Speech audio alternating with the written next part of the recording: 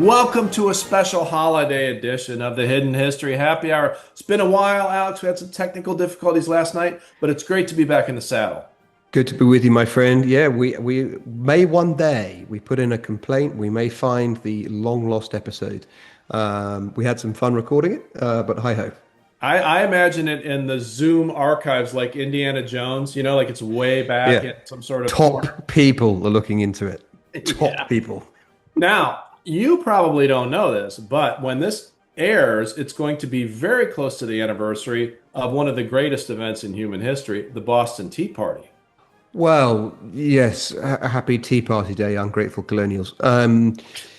It was, of course, a conflict between British gentlemen, so it's not one of the worst days, that's for sure. And indeed, America is Britain's greatest gift to the world in some ways, along with language and the arts and so forth. So I don't entirely dispute your characterization, but Merry Christmas is probably an easy one to go with, Brian. Or Happy Christmas, as you would say. And also, I will say, if I don't know if you've watched this, Alex, but if you haven't started to watch the American Revolution documentary by Ken Burns, pretty amazing. And one of the things it points out, to your point, is that among all the other things that the American Revolution was, part of a global conflict that your country was involved in, it really was a civil war because Right. all of us were British subjects at the time. Oh, yes, and loyal North America, now called Canada, benefited from a huge, and it happened over time. People think of the collapse of the Roman Empire as immediate, and in one sense it was, but of course there was Roman population and Roman settlements and civilization in Britain for generation after that, as it slowly ebbed away. And there were pro-British or pro-loyalist, depending on what you want to call it, people in the United States after the Revolutionary War and so forth, who gradually curtailed their views or got out of Dodge and overwhelmingly went north. But there's a diaspora. They went lots of places, but many of them went to Canada. Well, for those who get a chance to watch the documentary, it's quite something. And Ken Burns, who I think is certainly America's greatest documentarian alive today, said that the American Revolution is either the most important event in human history or tied for the most important event in human history, along with the birth of Jesus. So we can debate that some other time. But given the anniversary of the Boston Tea Party is upon us, I thought it would be cool to do a couple stories from more lessons from history, starting with one that is kind of Boston Tea Party adjacent in the sense that we, in part, started the second part of the Revolutionary War, the War of 1812, because of you guys press ganging us into service in your Navy. And to that end, Alex, I am sporting today. I Ah, don't mix drinks very often. This is a proper dark and stormy with some Pusser's Navy rum. well, I'm confident that our listening and viewing public believe it when I say that we don't rehearse. So I think that's all too apparent. So people will know that I didn't tell you this, but I'm mixing a drink as well. I am having what the French call a piquant beer. So you take, we have a shandy in the UK, which is where you water down beer with lemonade. The Yeah. French like to punch it up. They like to put some spirits in there. Okay. Interesting. The fleur de bière. Yeah. They put some spirits in their beer. So like you would make a cordial or something to increase the potency of it. So I am having a pecan beer and complete with sound effects for the listeners. And This is live mixology, people. You can't get I this know, I anywhere. know. And whilst Alex is performing this task, let me just remind everyone of our amazing sponsor, the Wolf Project Men's Skincare. I just tried this myself 10 minutes ago. So if you go to wolfproject.co and you use the code NEWWOLF30 at checkout, you'll get 30% off. So makes a great stocking stuffer, a great Christmas gift. I urge everyone to check it out. All right. Well, I am suitably refreshed already, and I will tell my story now of the press ganged admiral, John Campbell, 16 years old in 1736. He was working on a fishing ship, which was intercepted off the Scottish coast by a British man of war. And the rest of the vessel's crew were press ganged, as you imply, so forced into military service. He was the captain's apprentice, and he was regarded as being too young for fighting. And he was going to be left to take the ship back to shore with the captain. So press gangs weren't, complete marauders in this example. They had their own perverted morality. I mean, obviously, in my view and yours, what they were doing was wrong, but they still had their own kind of internal rules and so forth. So they didn't just let the ship go rudderless or sink. They would leave the captain and one person to take the ship back. But the ship's mate, who was faced with the prospect of leaving his wife and children behind, he wept at his prospective fate, and he asked the young Campbell to take his place. And the commander of the naval vessel said, "Yes, I'd rather have a spirited boy than a blubbing man. On you come, switch places." So this young lad from remote part of Scotland became a sailor in the Royal Navy.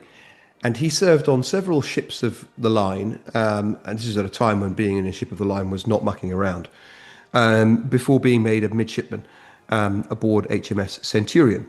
And that's a ship that circumnavigated the globe under its Commodore Anson. And after that, Anson's success was guaranteed. Campbell was his protege, and his advancement was very swift. He became a ship's master, which is a rank that people who watch Master and Commander might recall. He passed the lieutenant's examination, lieutenants for you guys. He was given command of a privateer ship, a privateer he, which was seized from the French and was rechristened HMS Bellona. And he became an expert navigator. He also, and this is an organization that still exists today, he became a fellow of the Royal Society. He fought the French with distinction, which goes down very well both in Britain and on this podcast. Cheers. Cheers. Mm. And he rose through the ranks from being press ganged to become an admiral. And then, funnily enough, given the conversation we were having about Canada, and we really don't rehearse these things, after naval service, he went on to become the governor of Newfoundland. And he died a wealthy and happy man at his home on Charles Street, which is just off Berkeley Square, and known to me because it's where the home of the English-speaking union is. There is a lesson here about whether to treat ill fortune as disaster or opportunity. Of course, Campbell's family would have wept when he was taken by the Navy, even, as it turned out, voluntarily in his case. His ship's mate wept at the very prospect of being taken. And perhaps, of course, his ship's mate lived the happiest of lives when he was spared by Campbell's impulsive self-sacrifice in his stead. But I posit that it's still worth mulling. Who had the better path in the end? The mate that returned on a almost deserted ship with his captain to a situation where they were almost guaranteed not to be able to man it again, having had their crew seized, to a fishing life in Scotland, or the man who went on to become an admiral and a governor. Good story, huh? This reminds me, it's a great story. It reminds me a little bit of one of our favorite movies, Charlie Wilson's War, in which Gust constantly says, we'll see how it turns out in the future. Also, it makes me mindful of another one of my favorite movies. I can't remember if it's one of yours, but the original Pirates of the Caribbean, in which Captain Barbossa explains, well, the pirate's code. The code. It's more guidelines, really. The code is more what you call guidelines. Yes.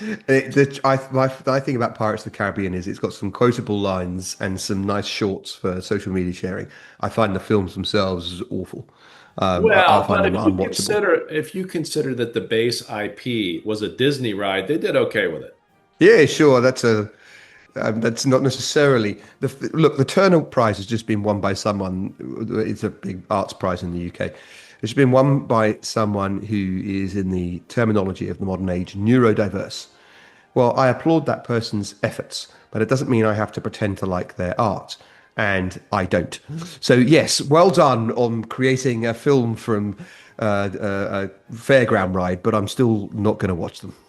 Well, fair enough. I actually think the first one was great. They got a little silly after a while, and shockingly, apparently Johnny Depp really needs the money because they're apparently going to make yet another one, which I probably will not watch, even as much. Well, now his court case, that was good TV. Yes, right. That was good reality TV. Yeah. Apparently, the marriage code is also guidelines mostly. Yeah, guidelines. Historical question before we get to our second story, Alex. What was the status of Scotland as part of or not part of the United Kingdom at this point in history? It's a great question because I haven't thought about how long it took him to retire.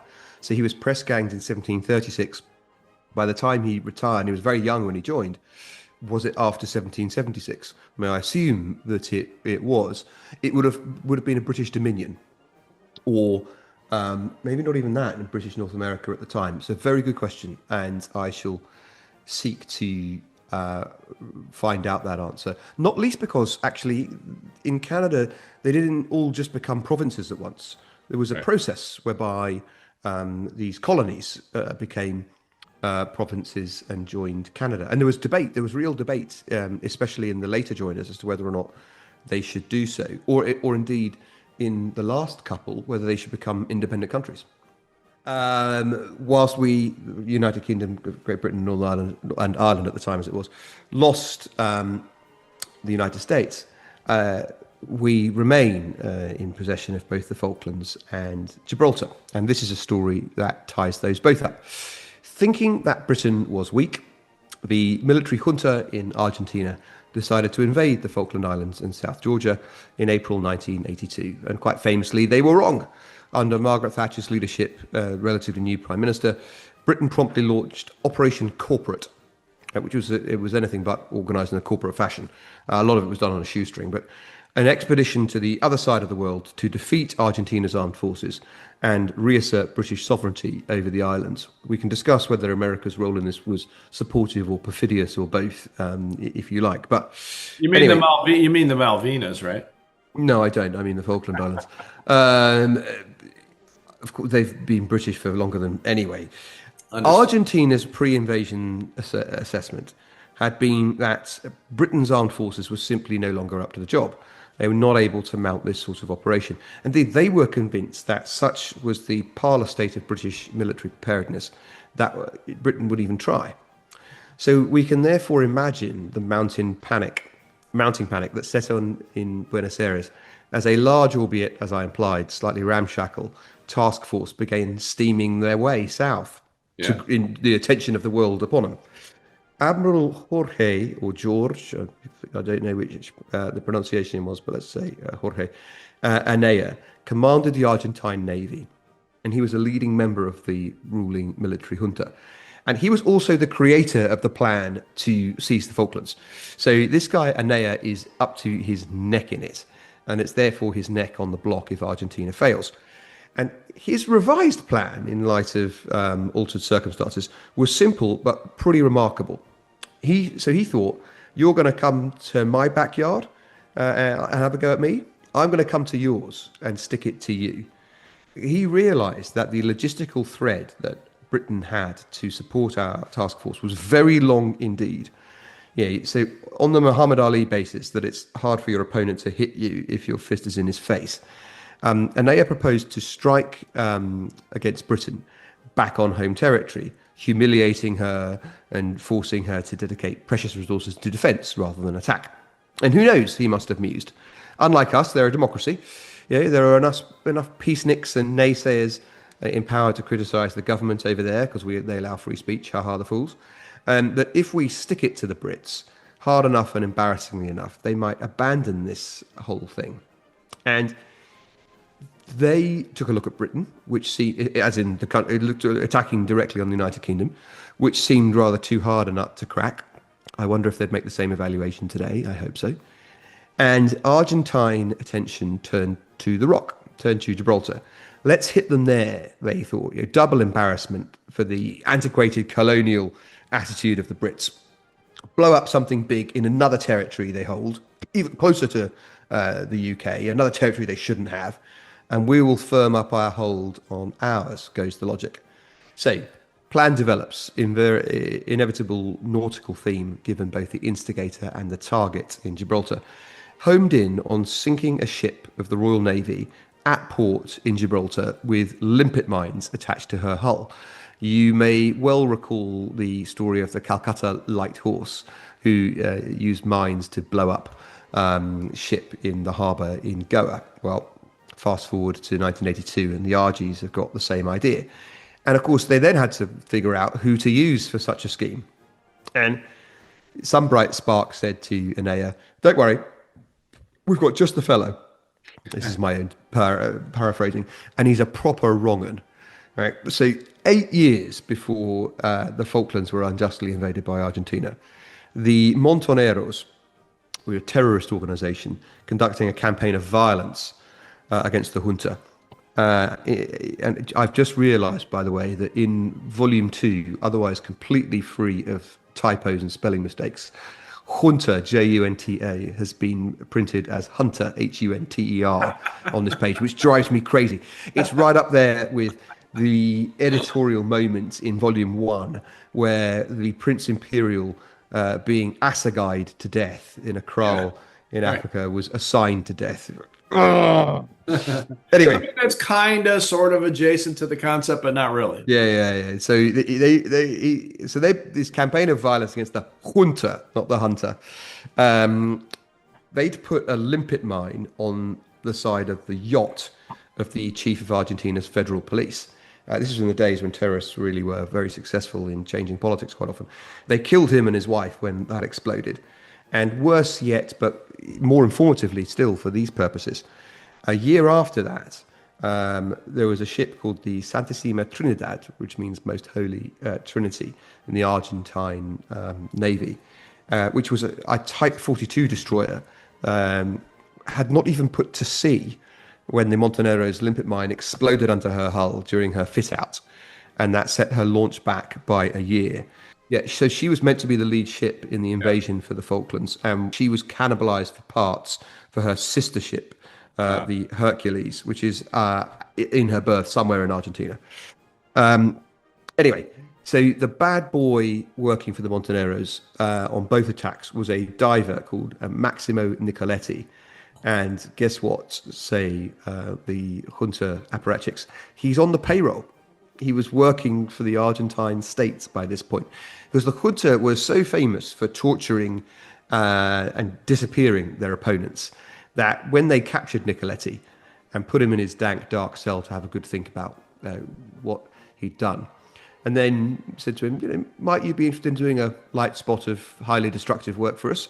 He just, of course, decided, I've completely changed my mind. I in fact realized I'd really like to work for the junta. And with all these zealotry habitual to the convert, he had been blowing up and scheming against the enemies of Argentina ever since. And he'd actually got in touch with the junta, with his handlers. It was like a spy arrangement. He had handlers. Right. He got in touch with his handlers from his cozy home in Miami to say he'd love to have a go at the Brits. And could he help? He's got a couple of other former Montoneros captives who equally enjoyed a similarly full-throated and complete change of view. And the strategist must have thought, Brian, what do we lose, right? We give this a go. It doesn't work out. 3 common criminals. Doesn't matter. We can deny everything. But if it succeeds, of course, they then, so to support the raid, they get like a movie where you assemble the squad of rogues. They then get a guy out of retirement. Like the So Dirty Dozen. Yeah. Exactly. They don't use a serving naval officer to support them. They get someone out of retirement to help them. There is then, I'm afraid, this does not reflect well on Argentina at all, in an outrageous abuse of the gentlemanly rules of diplomacy, the mines were sent to the Argentine embassy in Madrid in the diplomatic bag. Now, that was obviously a big bag. I know it's all euphemism, but it was obviously a big bag because they weighed 75 kilos. And the raiders, rather more prosaically, flew to Spain and then made their way to Campo de Gibraltar, just opposite the British Gibraltar, the Rock. They dodged the Spanish police along the way, who happened to be on high alert because the Spanish were hosting the World Cup. And they may not take security of Gibraltar very seriously, but my God, they care about football. So the Spanish police were really on the lookout. So they pretended to be fishermen on a nice day on the bay, conduct reconnaissance, and they evaluated their likely targets. And whilst they're underway doing this, Brian, the British sink the Belgrano, which was definitely a legitimate military target, whatever the Argentines might think to this day. But the point is that all doubts the junta might have had about going ahead just vanish. Like, they've sunk a ship of ours. There's no diplomatic resolution that's going to be reached here. We're going for it, and we're going to do this Gibraltar operation too. So green light's given. They chose a ship called HMS Ariadne. It's a frigate. The plan's simple. Everyone knows we're fishing nuts. We're the guys who go out in the fishing boats. So we'll just paddle our dinghy out into the bay tomorrow night, and then over the side, swim to the Ariadne, whack the limpet mines on Earth, swim back again. Timers on the mines to set off after we're happily back in sunny Spain having some late sangrias. Now, such are the quirks of history that this actually not too bad plan, right? This could definitely have worked. It was disrupted by, from the Argentine perspective, a very unfortunate and dumb turn of events brought about by the fact that they paid for their rental car in cash. Now, but for this, they pretty much very likely would have got the mines onto the side of the ship. I mean, security wasn't as good as all that. The Argentine forces, Argentina, the conflict was so far away. The rock was regarded as very secure, and so forth. We had no reason to think this was going to happen. So, I mean, whilst the Ariadne might not have been sunk by mines going off on her hull, might have been, it would have sent one hell of a message either way. But alas for our terrorists turned commandos. Recently, completely unrelated to them, some South Americans had robbed a Spanish bank in the neighborhood near Gibraltar, and businesses had been warned to keep an eye out for likely lads from that part of the world who had lots of cash. If you see something, say something. Exactly. So it's so ignominious for these international men of mystery. The staff of the rental shop where they got their car ring up their local police and say, I think something was a bit fishy about this. And the local cops go round to the hotel where the Argentines were staying. And this is not even the Federales, right? How embarrassing for them. Right. They get arrested by the local plod. Now, of course, they owed no, as my story implies, they owed no real loyalty at all to the junta. And they saw the trouble that they were now in. So they promptly sang like canaries about why they were there. And they gave all the details about what had happened. But, quite this interesting postscript. Equally, of course, they, of course, confessed. And equally, of course, as a NATO member, you might have thought that Spain would have been obliged by treaty and morality to inform their British allies about all of this. But not a bit of it.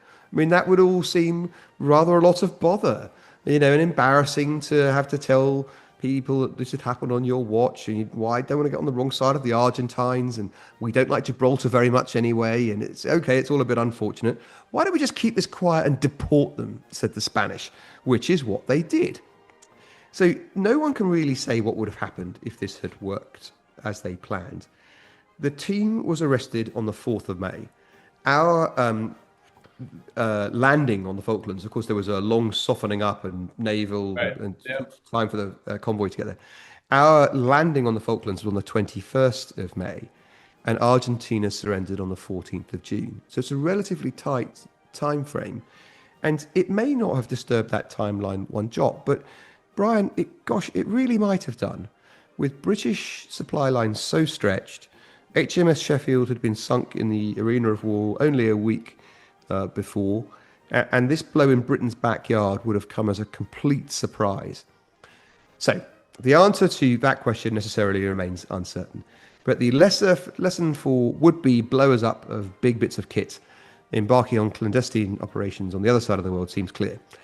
If you are going to go to all of the trouble of getting your clandestine team in place, with all of the effort and risk that entails, then conjuring up some false identities rather than depending on the perennially eyebrow-raising wadges of cash might go a long way. And who knows, it might make a difference in the outcome of a war. And the Falkland Islands status today is what? Unchallengeably British. Yeah. Great story. Amazing turn of events. I was kind of around during that time. I really, there wasn't my account at the CIA, but I kind of followed it. And it was actually quite shocking to American national security people at the time, because we were kind of in this mode where maybe great power conflict wasn't a thing anymore. Right. And then all of a sudden you have this, it's impossible to believe that the junta in Argentina could actually have thought they could take on the British and all of their NATO allies. And yet they did. And there was weeks where the outcome wasn't entirely certain. And the reason I say this is that this is very similar to right now, in that alliances are shifting, loyalties are shifting. There's flashpoints all around the world that could create a third global conflict, and I don't think we're managing it all that well I think that's collectively. I think that's absolutely fair. Interestingly, and I'm hindsight's normally kind to politicians. It's normally kind to people who were regarded as decent people, even if they had failings in their jobs. I'm not comparing President Trump to President Reagan. I regard them as different categories of men and different categories of leaders. But President Reagan sought to mediate before he quietly tilted towards helping his famously, in later years certainly, great friend and ally Margaret Thatcher. Al Haig had a pretty thankless. Al Haig in his memoirs goes sort of blusters and fluffs about this. It's all a bit awkward. Certainly, America comes out of it better than, for example, France, who continued, I think, to supply materiel to Argentina, or had done and continued to do What support. Exocet missile was a Yeah, key thing during that conflict. that's correct, and it is part of what did for some significant, led to significant British loss of life. Now, the United States nominally maintained neutrality, but was significantly helpful to the United Kingdom in many ways. But what I've never quite got to, we, your NATO ally has been attacked. It may be a part of the NATO ally that you query, but at least in law and in formal terms, it is territory of your ally. It seems to me clear that you are. We didn't invoke Article 5, I think, but you're obligated Definitely did not. to support them. But I think in hindsight we should have done, and it might actually have made the French position more difficult in technical terms, even if not in the actuality. But anyway, I love this story of terrorists who've been not just mild terrorists or people who flirted with a bit of rebellion, who were actively blowing up and killing leaders of the junta, up to and including the head of the federal police, and then they switched to being, commandos for the junta. On one view, I suppose they regarded themselves as patriots both times, right? They thought they were patriotic in seeking to undermine and harm the junta, and their country was at war, right or wrong, they sought to fight for their country. And whilst I, of course, deplore the invasion of the Falklands, you can't help but have some sneaking admiration for the guys willing to put their hands up from the comfort of Miami, no less, and say, I'm going to get involved in my country's fight, even if they then so ignominiously bungled it. So, a statement and a question that we will continue into our first episode in 2026, because this is our holiday episode 2025. So, you will be seeing us again next year. The comment is that I don't know if you even know this, you probably don't, but my very first job after having a paper out when I was a young boy was I was an usher in a movie theater in my small little town. And one of the movies that, as an usher, you had to watch like 25 times because you're in the theater, Right. make sure people aren't putting their feet up on the seats and all that, was The Incredible Mr. Limpet with Don Knotts, Knotts from Mayberry RFD. So anyone who wants to go back in the Wayback Machine and learn about Limpet, check out The Incredible Mr. Limpet with Don Knotts. I'm not saying it's a good movie, but it'll be interesting. The But question so because I've never heard of it, it's not about limpet mines. It's has not. nothing to do with it. Okay. The All limpet right. is Just a the word. Okay. fish, Got it. and Don Knotts is a talking fish. It's Oh, just it's a that word. kind of limpet. Okay.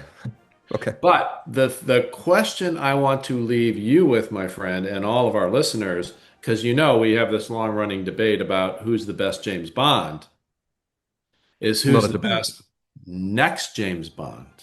And you know that Amazon now owns the Bond franchise, not the Broccoli family anymore.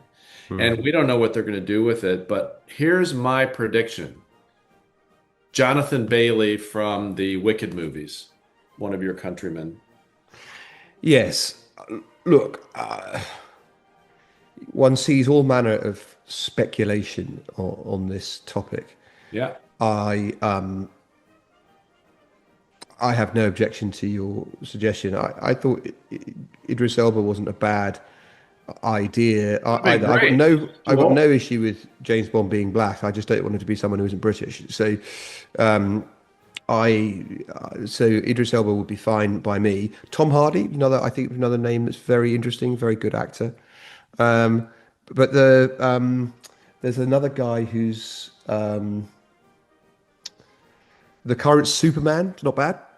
You know, there's some, or, you know, until recently, is it Henry Cavill? Yeah, until recently, Superman.